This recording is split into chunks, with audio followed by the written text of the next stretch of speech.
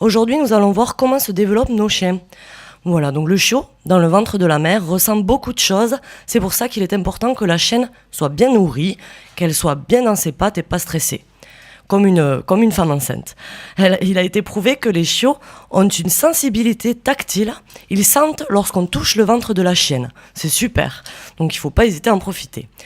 Le voisinage fœtal, qu'on appelle les frères ou sœurs à côté en fait du chiot, compte pour beaucoup dans le futur développement du chiot. Je m'explique.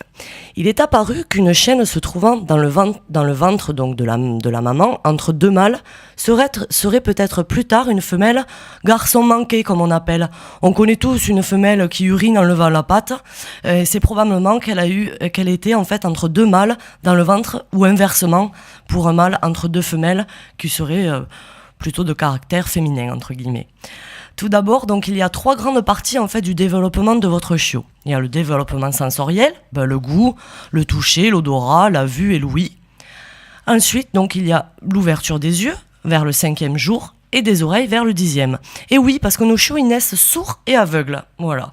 Donc ensuite, il y a le développement moteur. Les premiers mouvements visibles arrivent quand le chiot a environ 32 ou 34 jours de gestation. Il rampe à la naissance, puis ensuite il marche normalement vers le 21e jour. Il court et il saute partout à l'âge d'un mois environ. Là, c'est vraiment des vrais petits chiots. Ce n'est plus des petites larves qui ne font que téter ou ramper.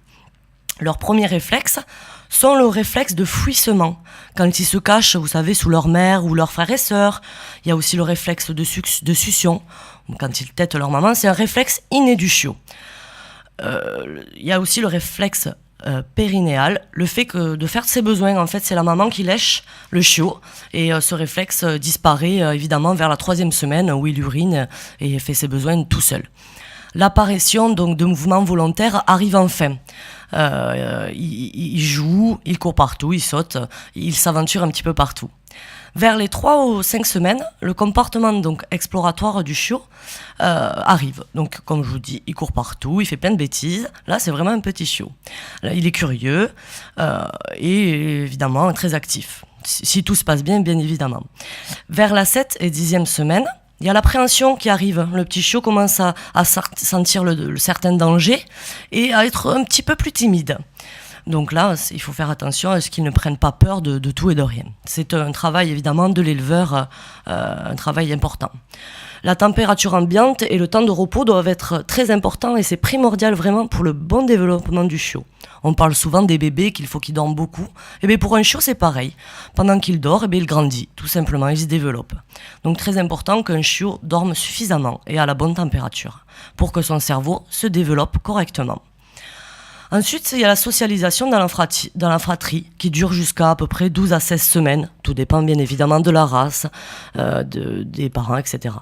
Après l'adoption, c'est jusqu'à 12 mois minimum. Attention, ne pas prendre un chiot avant 8 semaines, c'est très important. Car le chiot, pendant ce temps-là, apprend plein de choses avec sa maman ainsi que la fratrie, frères et sœurs. Donc il est très très important de ne pas prendre un chiot avant 8 semaines. C'est dramatique et ça peut être vraiment problématique à l'âge adulte.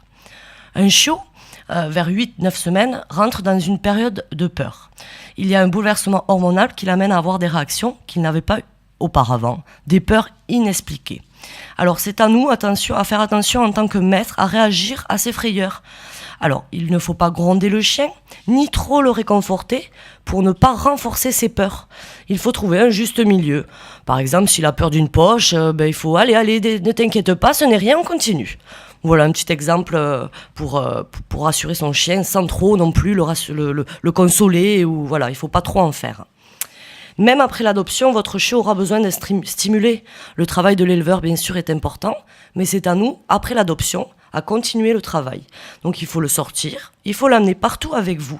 Il faut qu'il voie du monde, il faut qu'il voie d'autres chiens, d'autres animaux, des bruits de voitures, de camions, de bus, de motos, des quads, etc. Plus il connaît de choses, en fait, plus il sera adulte, un chien qui s'adapte à toutes les situations. Et c'est très très agréable en tant que propriétaire de chien d'avoir un chien calme, posé et serein. Les ateliers pour chiots et écoles du chiot sont spécialement faits pour cela, mais il ne faut pas hésiter à continuer à la maison. D'ailleurs, les ateliers pour chiots seront le sujet de notre prochaine rubrique. En conclusion, rendez-vous compte de l'importance du travail de l'éleveur. Faites très attention où vous achetez votre petit chiot. Et un petit conseil, évitez les animaleries. Chiots souvent issus de trafic et plein de maladies. Merci de m'avoir écouté et à très vite sur Radio de la Save.